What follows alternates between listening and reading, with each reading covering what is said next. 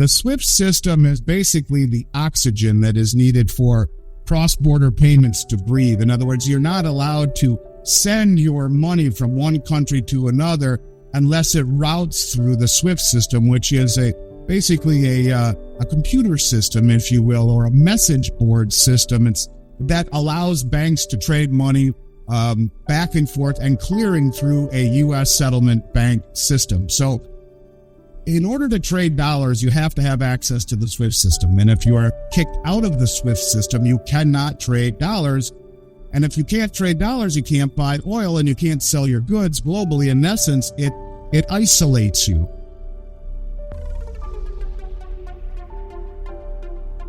But didn't America exercise SWIFT? I mean, they punished a whole bunch of countries just recently.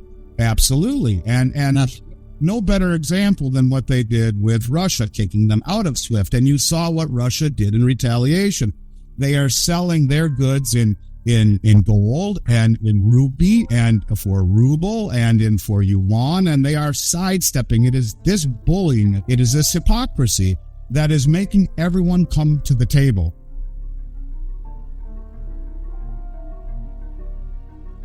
It's important to understand something.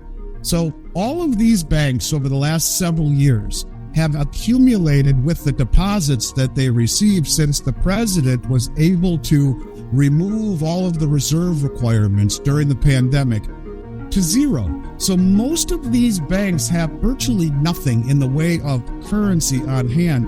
And because they would take these deposits that came in from the depositors and they would buy bonds with them, typically treasuries and in many cases mortgage-backed securities at rates above what they were paying, of course, to the depositors, but in what was typically considered safe places to be. The problem is all of those bonds have an average maturity or an average yield rather of about 2 to 2.5% and long maturities.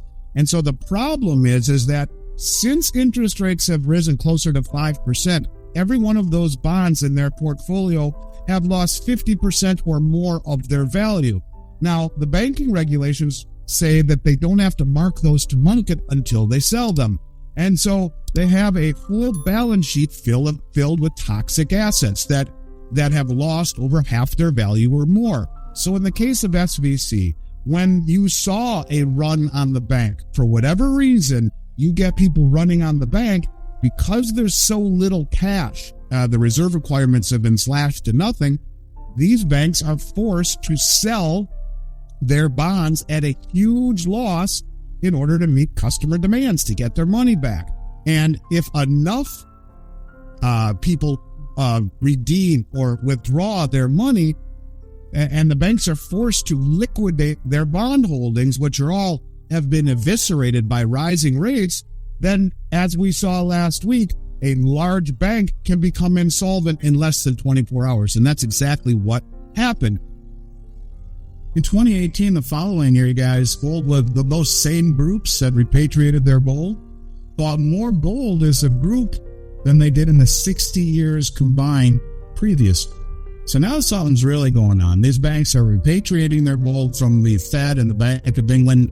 Now they're buying copious amounts of it. Really interesting. In 2019, those numbers were up nearly 100% in terms of central bank purchases. It's really ramping up. Central banks not only have repatriated their gold, but now they're really buying it. Out of nowhere, the German Bundesbank, who had attempted to start repatriating their gold a year or two earlier from the Federal Reserve in New York, finally made a big deal about it publicly. And they said, hey, send us back all of our gold. Now, it's important to understand that really, since the end of World War II, the United States held most of the world's gold. And the reason, in a nutshell, that we did was that at the end of World War II, at Bretton Woods, when the dollar was anointed the world reserve currency, we made a promise to the world saying, hey, you can give us your gold because it's safe over here. You've gone to 2 world wars and it's safe over here. And I'll tell you what, we'll pay you $35 an ounce for your gold. And in turn, you take the proceeds of that and you buy our U.S. treasuries. And this will give you a return on a non-interest-bearing asset, and it will be held safely, and we will always sell it back to you for $35 an ounce. So Germany says to the West, give us back our gold. And within a few weeks of that happening, the Bank of Austria, the Bank of Hungary, the Bank of Turkey, the Czech National Bank, the Dutch National Bank, all of these banks followed suit, said the same thing. Give us back our gold. And they said it not only to the New York Fed, but also to the Bank of England. We want to repatriate our gold.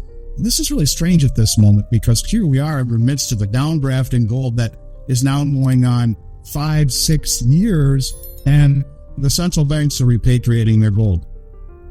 We see that, we may be an ally, but when the chips are down and, you may not have our back. And when you tell us you're going green, you don't have our back. This is not the entity that we want to continue being aligned with. It was great for 50 years, but now the rest of the world is moving this way. And as Zoltan Pozsar, the repo market guru from originally the New York Fed and now UBS, says, this is a new system, a new era dominated by transparency and commodities. So this is why I believe they will use the rails of the Chinese digital yuan for all of these countries to pledge to a new currency that will be a digital currency, but showing the immutability and the veracity of what every country pledges to the new system on a distributed ledger. That is the glue that makes it all stick. The rallying cry is everything that we are doing to destabilize the world and our sanctions, and then you put that into context with all of the nonsense we're doing right now inside our country, and spending money that we don't have, borrowing money that we don't have to fight wars that we shouldn't be a part of, or doing things that are just nonsense and destroying the value of the dollar. It only accelerates and substantiates these moves that are being made by these countries, and many of which have been our allies forever. And they're like, hey, thanks for the memories, guys. So out of nowhere, the International Monetary Fund, well, this is a group of nearly 200 countries that was established at Bretton Woods, says to the world, hey, we want a new Bretton Woods. What does that mean?